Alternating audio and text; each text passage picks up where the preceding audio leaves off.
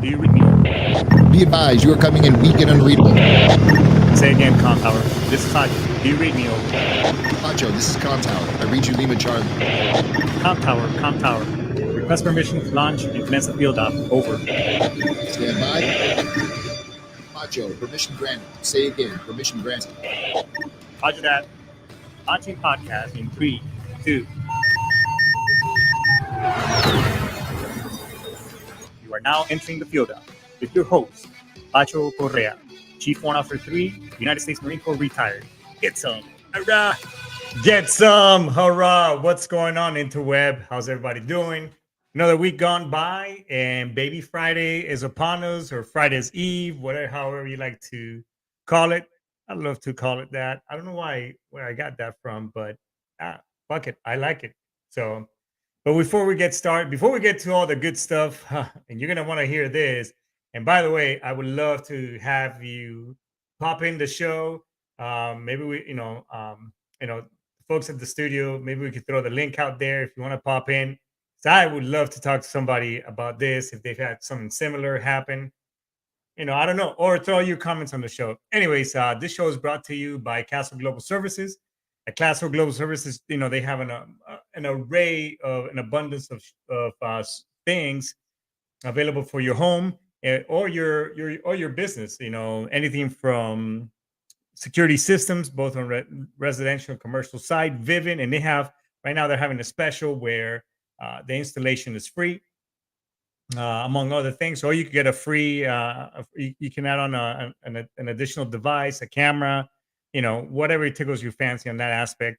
They also have, if you like to travel, they have a great platform where you get your own concierge, and they help you with your. It's called TrueV, and they help you with visas. Entering the country, great cheap hotels, airline tickets, all kinds of stuff. So I mean, it's a great product, and the other great product that they have among everything else is pretty much they have, if you're looking to ensure your whole family on medical health care, not pay the crazy fees that some of the Obamacare and among other things, or your company insurance is way too expensive to to insure your entire family. You're paying close to $1,000. Go give it impact. Check them out. Let's go to Castle Global Services .acnibo.com and check them out. This show is also brought to you by Primerica. At Primerica, they focus on educating us folks in the middle class, and learning about making money, saving money, and getting out of debt, among other things. They have some great products that at such as life insurance, as well as debt management, all kinds of great stuff. So go ahead and and they have a free financial needs analysis. They can show you, hey, this is where how you can restructure your monies, and start getting out of there and saving, putting money away, and preparing yourself, for later on for retirement or whatever it is that you want to do. So I highly recommend it. Show link is on the show description. Check them out. No commitment, no nothing, but all good info, So, and last but not least, the Constitution of the United States of America. Hayat, hoorah, get some. Yes, this show is all about freedom, the right to bear arms, freedom of speech, all that good stuff. So if you like this show, stick around, like, subscribe, and follow. Let everybody else know. Hopefully they're service members, retirees, veterans, or transitioning service members. All that good stuff. And last but not least, here's a great message from the VA. Hi, I'm Mike Richmond of the U.S. Department of Veterans Affairs with this message for veterans. Are you seeking to honor those who have served and sacrificed for their country? Visit the Veterans Legacy Memorial. This digital platform, run by VA's National Cemetery Administration, is dedicated to the memory of nearly 4.5 million veterans interred at VA's national cemeteries, VA's grant-funded tribal, state, and territory cemeteries, and 2 U.S. National Park Service cemeteries. The memorial's interactive features allow people to remember veterans by posting tributes and comments, uploading images, and sharing a veteran's military timeline, achievements, biographical information, historical documents, and more. Over 45,000 submissions have been made to the existing profile pages since the site was launched. That's the Veterans Legacy Memorial. I'm Mike Richmond. Thanks, Mike, for that awesome message.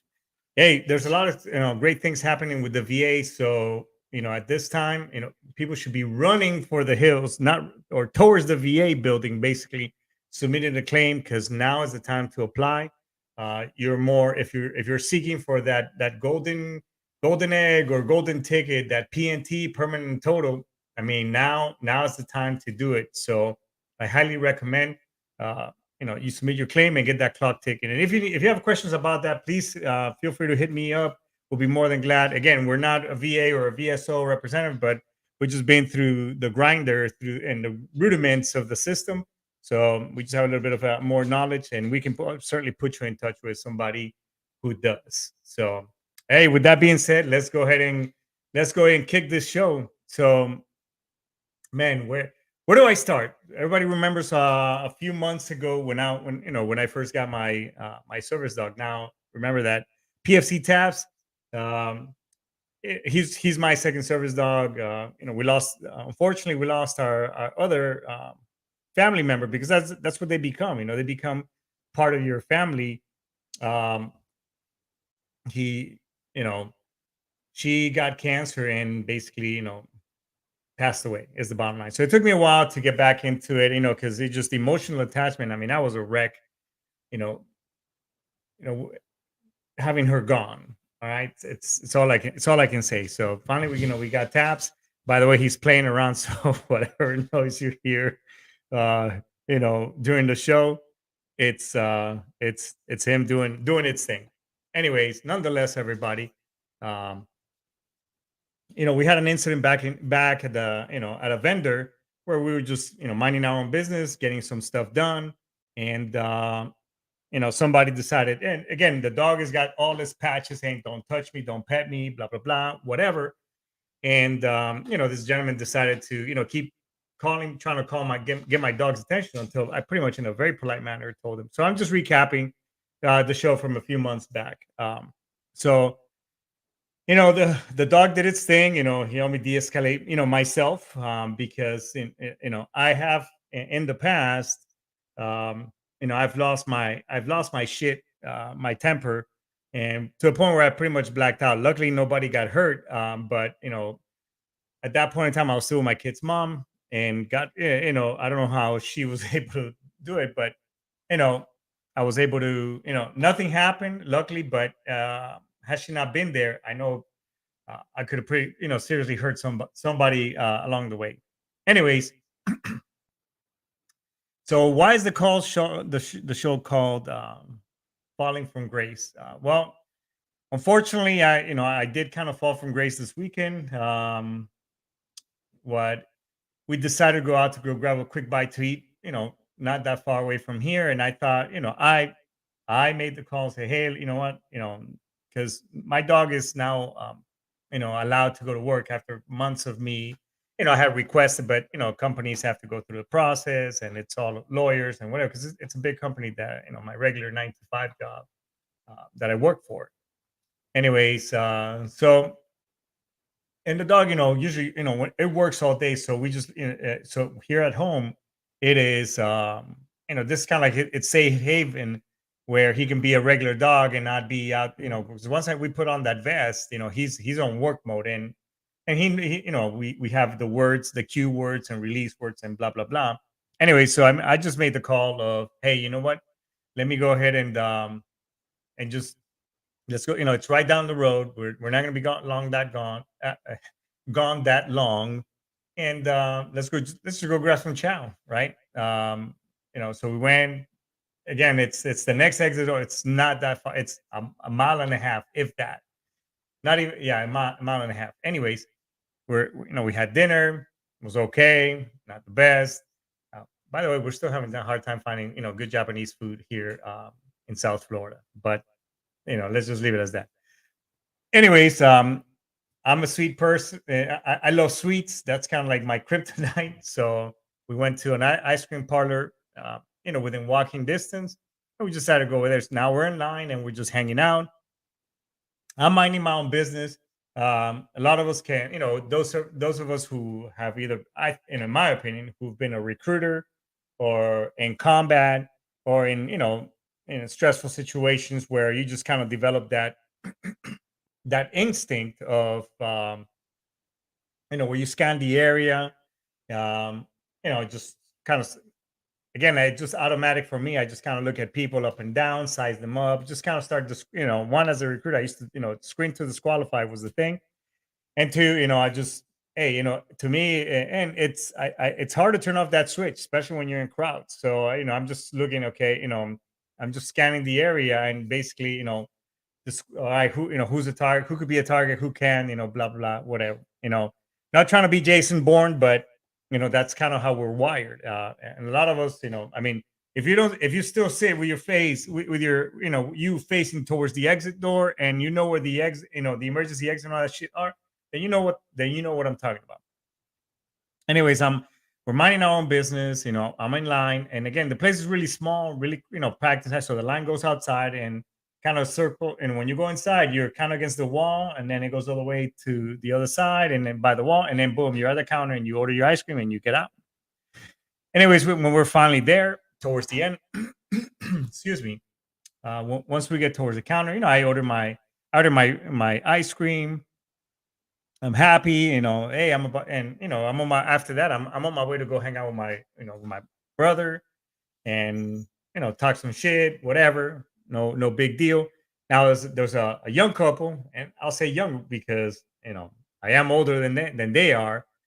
So let me just describe the dude and then you can form your own opinions and judgment and whatever. So, his girlfriend had black hair, purple hair, kind of anime-ish. I love anime, but he was kind of pretty much, he looked like her, you know, black hair, purple hair. He had cat ears on, whatever, and one of those, uh, which again, girl backpacks because that's in my what I've seen before. It's just girls wearing some type of anime backpack, but whatever was the thing. I wasn't really staring at them, no, nothing like that. I was just, but I know I had looked around and I was like, okay, young kid, kind of, not muscular, but my height, whatever.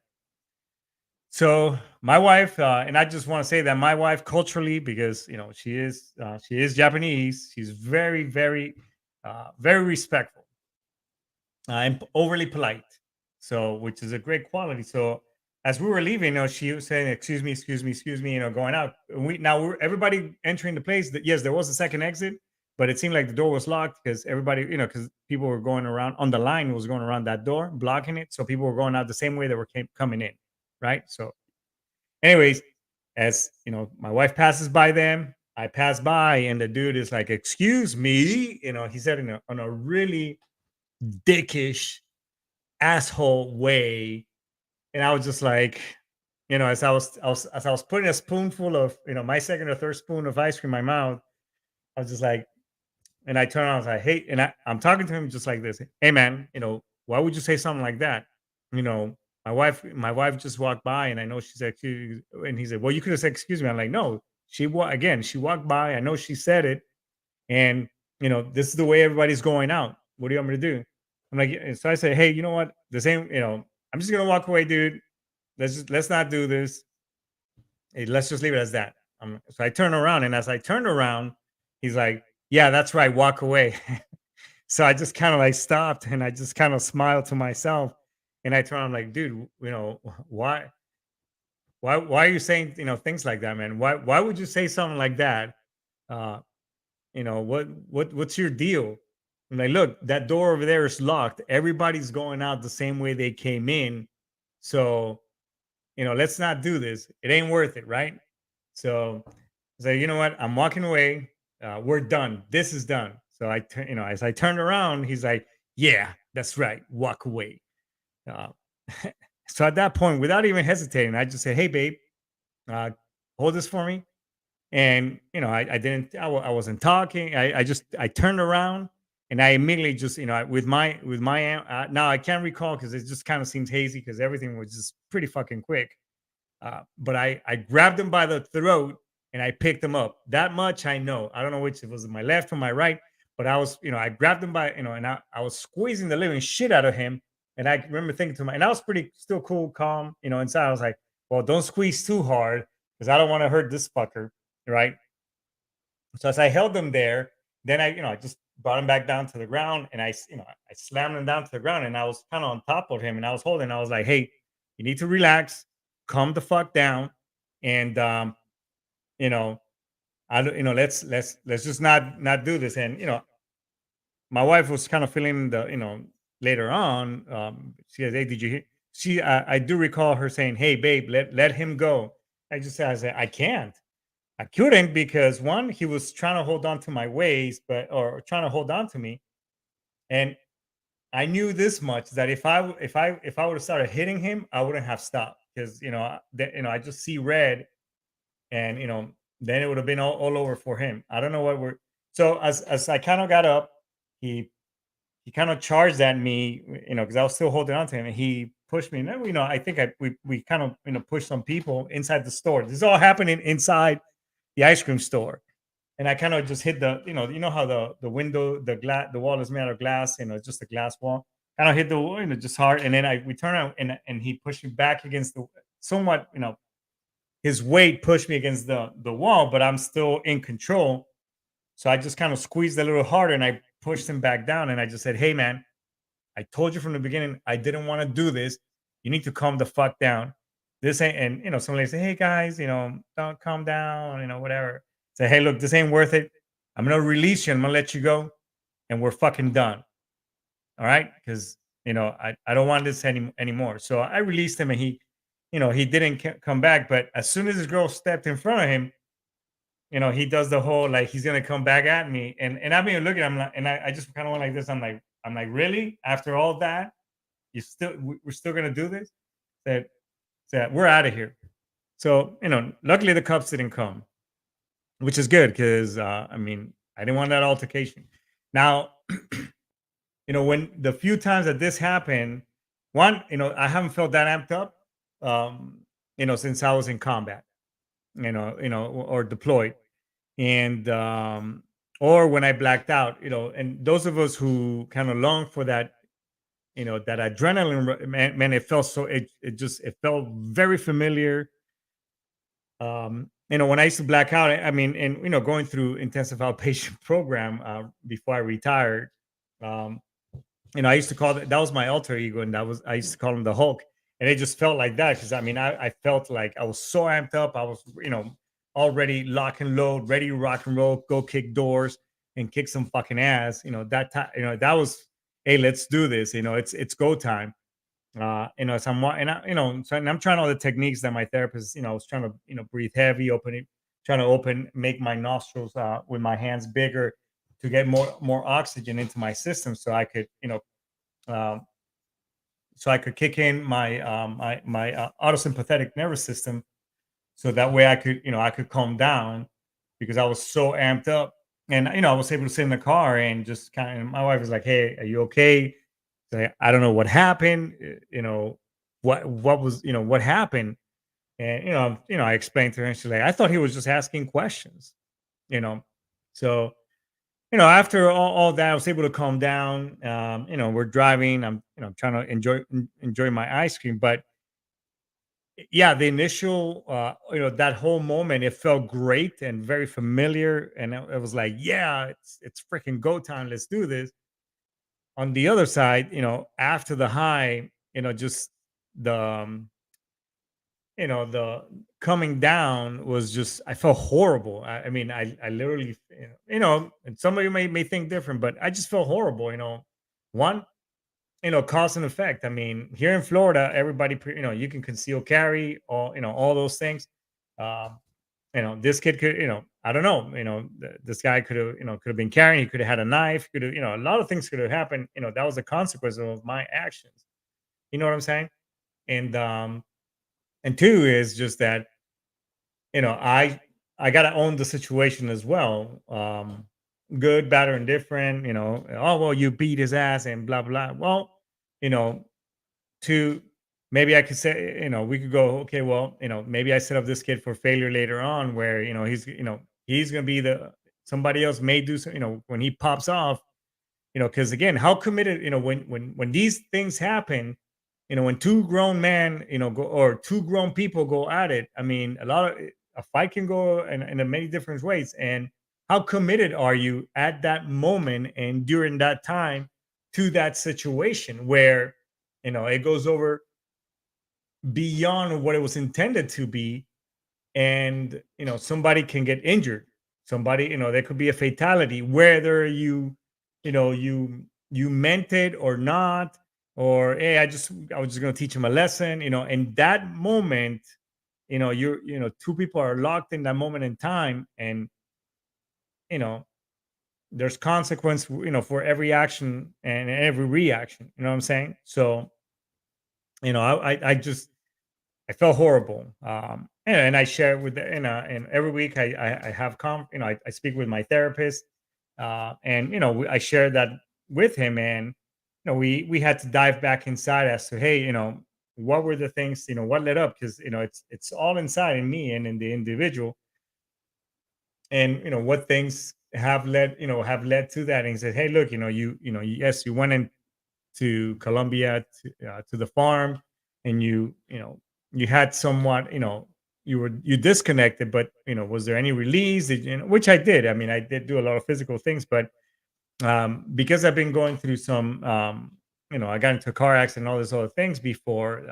I've been going through their therapies, but I haven't been really doing the things that exhaust me, like PT, do some physical training, the way I'm used to, where I get exhausted and I have a release, those type of things. So, it's been building up, and maybe this kid was, the catalyst right there, or the camel, the straw that broke the camel's back. A lot of things. So I have to look inside, and basically, okay, you know what, I need to get back in it, because one, it's for my it's for my benefit. Two, it just gives me that release. uh, and three, it'll prevent from doing some dumb, from doing stuff like this out in public. And three, maybe next time I just gotta take my service dog in, so that way he can do what he is, you know what his job, and to do his job, and basically is, keep me in check, because it's non-productive. I mean, shit, next time it could be worse. I could get, one, I could get my ass beat, I could get, I could get injured, a lot of things, um and vice versa. So yeah, that was it's pretty interesting, what occurred during that weekend, and this weekend. uh, I will say that it felt very familiar, the whole adrenaline thing. Again, it's been a we kind of long for that feeling, a lot of us who come back, because out there we were just always, level 10 all the time. Hey, we're gonna go on the road. Boom, 5 paragraph order. Check out, turn in your kill roster, all that shit. Who's gonna go with you, vehicle roster, driver, aid driver, all the things. If you have a fire team in the back, blah blah. Okay, let's go. Lock and load. Bam, vámonos. So it felt very familiar. It felt great. I mean, it just, and when you're out there, and you got your you got your trusty M16, and I mean that term very lightly. But you got your weapon, you got your TO weapon, whatever, and you know that, hey, whatever shit goes down, they better be prepared for, they better be prepared for it, because we're gonna give it, they're gonna give it to us hard, and we're just gonna give it twice as, just as hard, if not twice as bad. So it felt very familiar, and it felt really good, and that's why when a lot of us come back, we look for, risky. We start taking on risky behaviors, whether it's buying, fast vehicles, motorcycles, risky behavior, having, cheating on our spouses, doing drugs, because it does happen, and thank God that I don't, I've been out of the service since, fuck, next year it'll be 10 years, but I don't know how I know things were getting better, and more awareness was being raised in regards to, mental illness and just, PTSD and such, as I was getting out. So I don't know how the service is coping and or helping service members cope with those type of things. Those of us who, because I think we're, through the drawdown in regards to, slowing down deployments. uh, I don't know, uh, how they're assisting service members, who, to have a release and all those type of things. So, you know, but now that, years out, I mean, again, yes, I'm still using the resources, the VA, TRICARE, this, that. Um, but I am also, in the sense, I have to forgive myself. Thank God that nothing bad happened. Um, and it's a lesson learned for me, and to the point where hey, you messed up, you fucked up. However, no, let this be a lesson, and next time, really, follow through. Hey, you know what? I'm gonna walk away, because even my brother, who, he's a civilian, but he made a lot of sense. Like, dude, you know what? And those type of things, I just, I walk away. It's not worth it. Now, they didn't put, they didn't trespass, they didn't put their hands on me or anything like that. Just fucking walk away. Nothing else. I think for me, it was just the fact that, one, you know maybe to some degree, I felt that he had insulted my wife, who is, again, my wife is awesome, and I'm not saying that because she's my wife. Oh yeah, maybe I am, but as a person, as an individual, my wife is fucking awesome, and and it is as a person. I mean, if we were just friends, I mean, I would love to have a friend like her, because she's caring, and just, and I mean, a lot of people can vouch for her. My wife is pretty cool, and it just, but the fact that this dude just went there to some degree, saying that, she didn't say excuse me, when I know he did, and I know he was starting, there was, he was starting some shit. That's, and maybe, and I'm pretty sure this is not the first time he's popped off to some individual like that. And I don't know, maybe he saw, oh well, this long hair fucking hippie with gray, great, with a gray beard and glasses. He's gonna be a little bitch and walk away. Well, not that, again, it wasn't about my ego, believe me, because if it was about my ego, I would have said, hey, you know what, fuck him and blah blah. But I don't know. It just, I seamlessly, I react. I mean, I was like, boom, boom, let's go, boom, let's do this. Hello, Marine Corps training, McMat. I'm just bullshit. Grab twist line training, grab twist pull. But you know, all in all, not my proudest moment. I'll be honest, and you know, kid, wherever you're at, hey, sorry about that, man. But next time, you two have to. I think you two have to own the situation. I don't think both of us could have made better choices. The bottom line is that you know neither of us was right, and we neither of us should have allowed ourselves to let it get to that point. You know what I'm saying? I will say this, that society's pretty fucked up nowadays, because uh I would have expected my wife to be in the middle of this trying, I don't know, but not one fucking person tried to stop us. Not one individual. As a matter of fact, as I was walking out of the place, this kid, say 18, 19, I don't know, 20 years old. He was taping the whole fucking thing.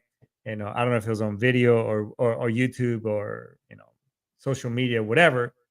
But we're so fucking concerned about sharing and doing all the other than doing the right thing. Say, hey guys, break it up. I know years back they could be like, hey guys, cut the shit out, man. The fucking cops are gonna come. I mean, cut the shit out and go about your business. I know I would have done that. So, what a world. Anyways, that's it for today, everybody. Just would have loved for somebody to pop in and kind of share it, if anybody else. But hey, those of you who, my 3 followers that listen to the show, if you could throw your comments in there and see if you've been in other situations. I'm curious to learn how you handle it, and maybe I can apply some of those techniques as well as those, others that, might want to, hey, you know what, that, what could I have done? So, but, oh, hey, there's, hey, Ken, thanks for your comments, brother. And sure thing, Linda, appreciate it as well. So, um, I definitely will. Anyways, but you can see those comments right there. So I just want to say, before I wrap this, this whole thing up, I just want to say, hey, look, if you've been struggling with ruminating or something's been brewing up inside that beast that you just about to fucking, pop off, hey, give me a call. Let me be that, that person, that way you can decompress a little bit. Or if you're just ruminating and on that ledge, let me talk you out of it, or let's find a solution, because everything does have a solution. So we call TRICARE, the VA, myself, I'm here. So that's it, everybody. Aistamas, Daisuki. Thanks so much. Hey, peace and love. And I wish you love and happiness and just some really nice hugs. Let's fucking hug it out next time. All right, everybody. Thanks so much. All right, get some Hayat and Dix.